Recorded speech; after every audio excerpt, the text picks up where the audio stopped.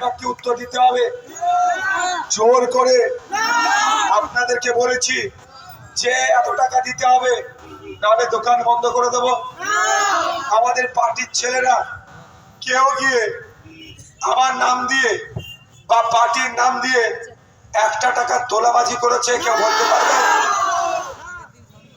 অর্থাৎ বিগত 5 বছরে আমরা কিন্তু অর্ধেক ধাক্কা দিয়েছি।